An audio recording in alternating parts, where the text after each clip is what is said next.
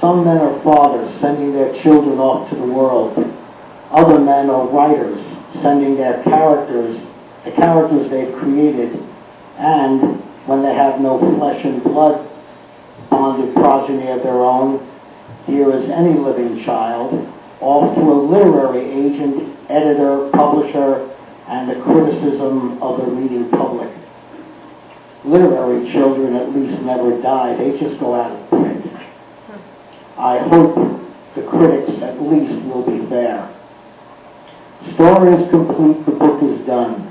I have told their story as they have told mine. They have helped ease my loneliness.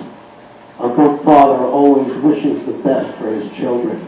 Their failure will be his, as their success will reflect with equal favor upon him and, after all, could mean a sequel.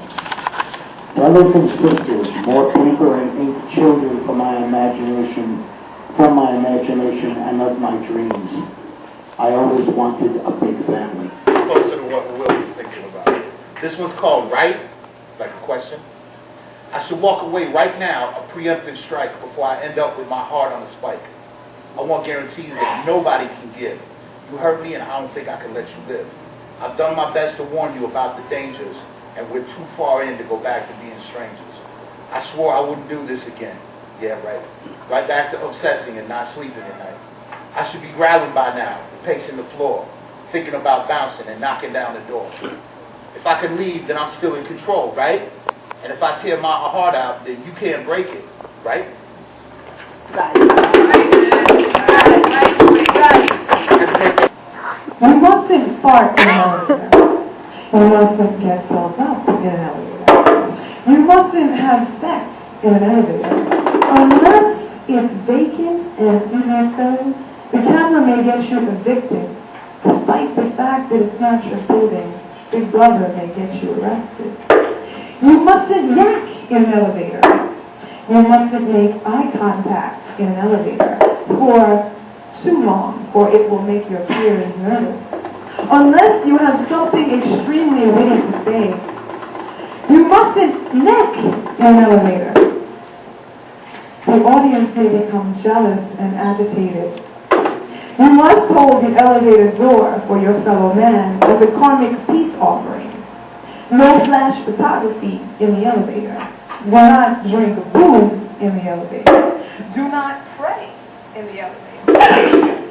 Do not pick a wedgie in the elevator. Unless you exercise extreme discretion in the far right-hand corner of the back compartment. Do not be the last nemesis to wedge yourself into a sardine can on the way up to the 79th floor out of impatience. You may offend someone with claustrophobia. Do not smoke in an elevator, especially marijuana. Do not pick your nose in an elevator. Never, ever hack up phlegm in an elevator.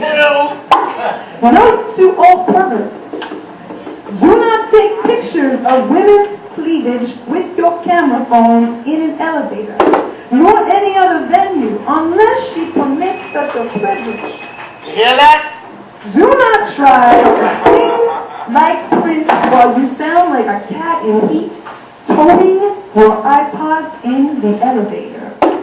Do not enter the elevator with horrific VO. If you forget to wear deodorant that day, please take the stairs. Do not get stuck in an elevator unless you're alone with a significant other, at best a potential one. Going up.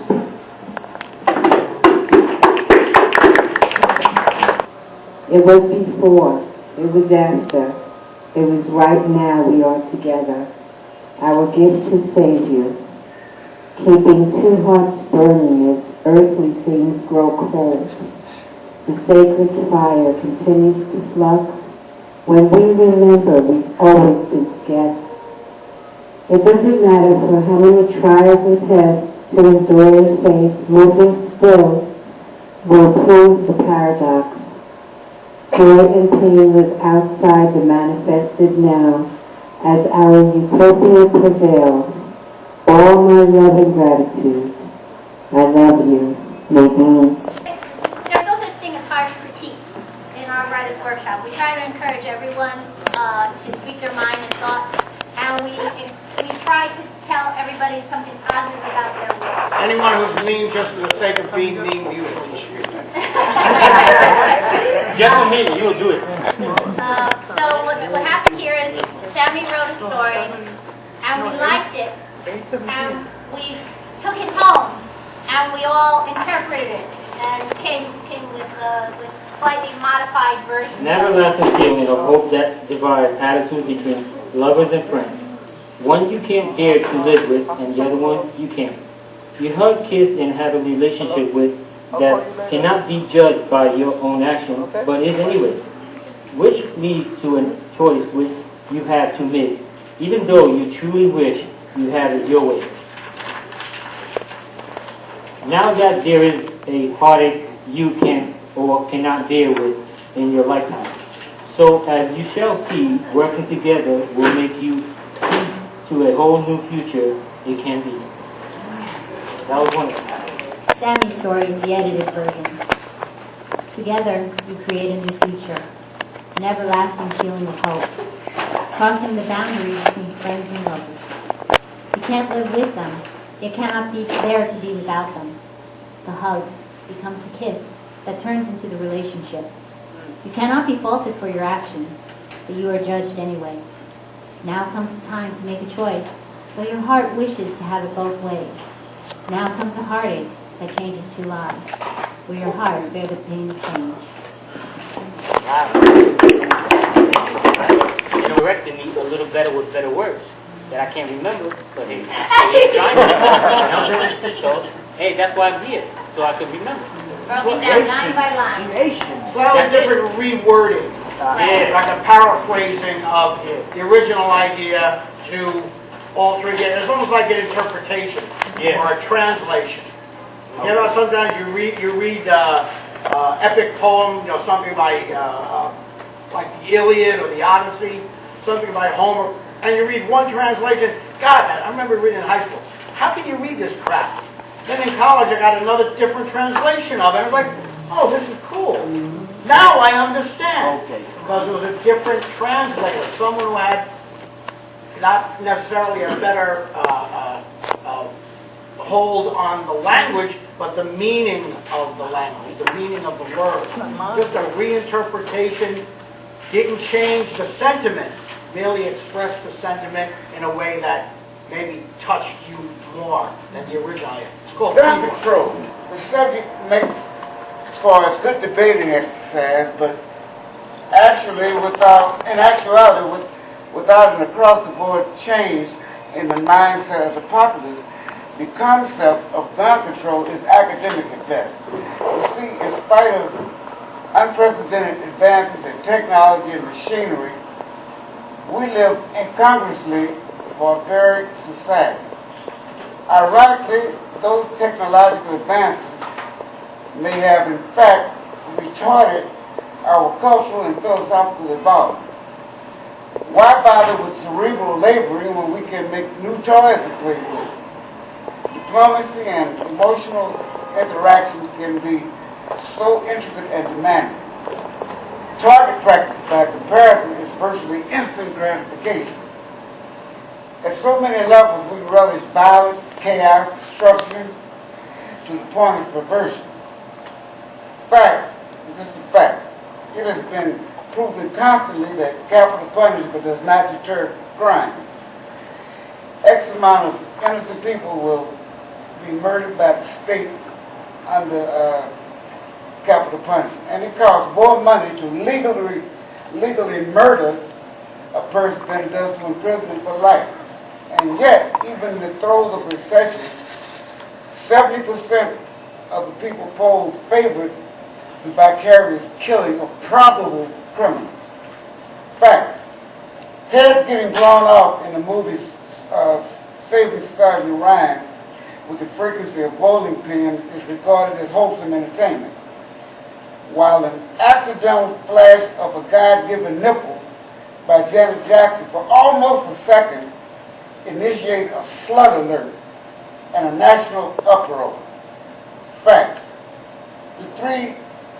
the big three religions in this country, Christianity, Islam, and Judaism, throughout history, have slaughtered so many men, women, and children in their recruitment drives that they make the Crip Bloods, Latin Kings, and Mafia look like high school debating teams.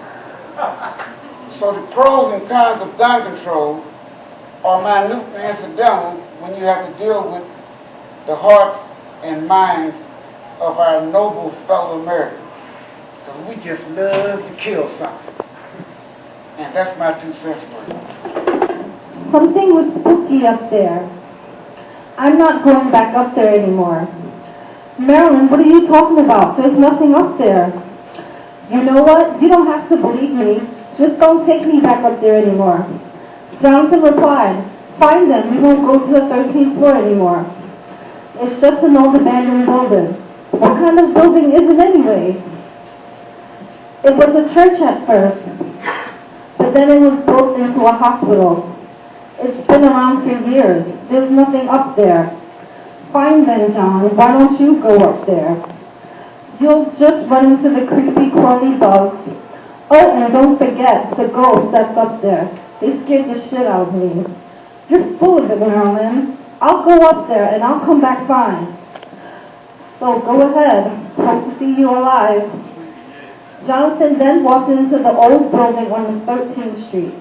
He was going to take the stairs, but interestingly enough, the old elevator was still working.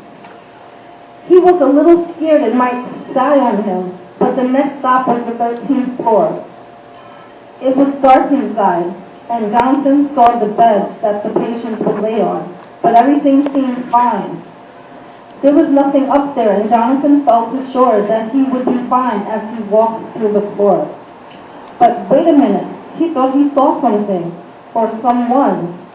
It was a dark figure. It was disturbing. He almost pissed his pants. This figure took on a human shape and was approaching. Jonathan quickly ran toward the stairs, but as he ran, another figure showed up. What the fuck? John screamed. He continued running and he got to the staircase and began running down the steps, but of course there was another ghostly figure. So Jonathan tried the best he could, but the ghost got to him and ate him alive. Marilyn was downstairs waiting for him to come back, but she never saw him again. She called the cops too, hoping they would find him. But they never went up there because they heard stories too. What's a gun gonna do against the ghost? He'd become expert at keeping the rough corn cob pipe clenched between his teeth, even while talking. He was one of the most notorious chain smokers in town, and yet all the kids loved him, and no one thought ill of him, except maybe the town bully. He was never seen without his pipe in his mouth, puffing away contentedly. He smoked in front of his long-suffering girlfriend. He smoked in front of his baby son. He smoked in front of all of his friends. And no, that baby stogie doesn't count. Everybody was so used to seeing him smoking his favorite weathered corn cob pipe that he wouldn't look the same to them if he ever went without it, which he didn't. The pipe made a distinctive noise when he puffed it, heralding his approach from well away. So omnipresent was the old man's pipe that he didn't even put it away when he stood up to the town bully, or when eating his favorite vegetable. He even sang with the pipe in his mouth, puffing it so its tooting noise gave musical accompaniment. I swung to the finish 'cause I eat me spinach. I'm up by the sailor man.